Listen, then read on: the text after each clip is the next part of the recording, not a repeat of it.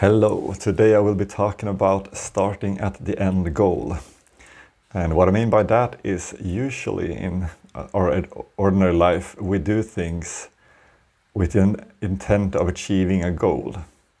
For example, if you go to the gym and want to get fit, or you want to get a job that will pay you a lot of money or give you a lot of prestige, the end goal isn't actually to be fit to have that job or perhaps have a special partner or something. It's actually to be able to be in a place of love, to be able to be free to be in a place of love, to be free to love yourself and love your life and love your experience. And through that love you feel free. Or perhaps it's the goal of being free. We want a lot of money, so we think then we can do all these things and that will be the proof that we are free, and then finally I will be free. But this is the trap. By chasing something other than ourselves, that act of chasing is actually a dialogue with ourselves, creating a narrative that we don't have freedom, we don't have love, we need to get it from somewhere else. And that is the black hole we create in ourselves, that never-ending void that can never be filled. It can be filled perhaps momentarily, but never in the long run. And the difference is to start with love, and out of love choose to go perhaps to the gym, or go for that job, or for that partner, or choose or start with freedom and express your freedom. But let's talk about freedom in a little bit. So the point is, if you start with acting from the goal, you are already there. You don't actually need to achieve anything. You have already reached the destination.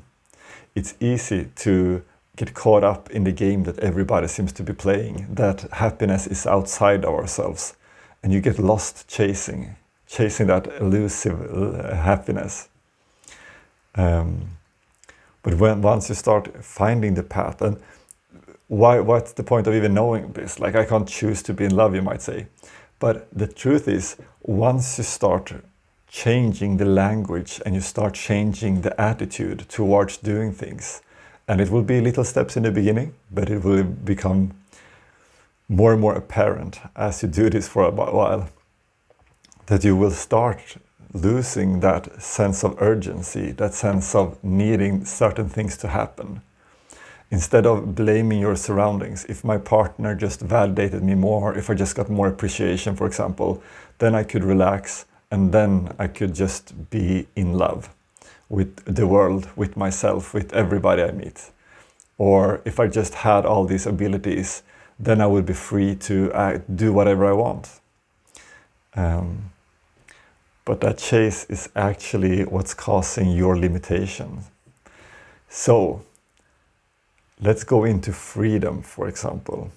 Freedom has been misunderstood as in the freedom to be able to do anything at all that you feel like doing. But the trap here is that the feel like doing is actually based in thought and not coming from the heart. It's not grounded into your personality, who you are. And so you get this idea from comparing yourself to others and seeing what other people are doing. And it really looks like fun when you see people having fun. You want to be a part of that group, for example, or you wish you were like them, and you start having doubt about who you are. And instead of trusting who you are, trusting in what you want to do, what you are interested in, you start giving yourself these labels of having poor confidence, I'm afraid of that, I'm out of my comfort zone. And then you might think, oh, but this is just a spiritual cop-out. Then you will just avoid everything difficult and pretend that that's freedom. But here's the thing. When you limit yourself from another thought, that is also not the freedom to be yourself. Because the freedom is really the freedom to be yourself. It's not actually about doing a specific act. It's about expressing who you are in any given moment. And this isn't something that you do once and then it is done. It is continuous in every meeting, in every relationship, in every part of life, whether you are alone or with other people. It's a constant thing to stay in the grounding in yourself, in your natural response. And then you might say, well, that's so difficult. How do I know what my natural response is, or what I want to do, or who I am? And you figure that out. It's easier to look backwards in time than forward. Look what has happened. But when you look at what has happened, instead of looking through the lens of, I have my confidence is poor, I'm lazy, or any other kind of attribute you want to give yourself that is negative, that it creates a weakness, actually start looking at it from a place of curiosity. Well, I'm curious about that. Why didn't I talk to that girl at that party? Why didn't I ask for that raise? Why didn't I, whatever it might be? Why didn't I try that new sport or that, to change my diet perhaps to get fit? Or why didn't I stick with that? Why can't I stick with the discipline? But start exploring yourself and find out who you really are. And it might be true that you want to do everything that you think that you do, but perhaps it will happen in a different order than you expect. Perhaps you want to do something right now and everything else will follow afterwards. There is no answer here really, but just take a step at a time. Allow yourself to be spontaneous and explore yourself, who you are, what you want to do. Be honest what you want. At least be honest with yourself first, if you don't dare to be honest with other people. And then you might say, well, I could be honest, but then I would get into trouble with other people. And that's exactly right. You will get into arguments and trouble with other people because you haven't shown them the true self, and there will be friction. All this limitation you have created for yourself, having fear of future consequence. That's the courage, right? To actually accept that. Accept who you are, accept the consequence of being you. At first, that might be a little uncomfortable, but you will get into it. Life will fall into place. Everything will flow more smoothly. And the other way I think about it is, I went into a little bit, but that people usually either blame other outside circumstance, like things need to be a certain way. For example, your partner might be behaving in a way that you don't like, and you might think, oh, but they need to be a certain way, and then I can relax into love because they don't understand me, or they don't value me or respect me. The thing is, you can put up boundaries from a place of love. You can be angry from love.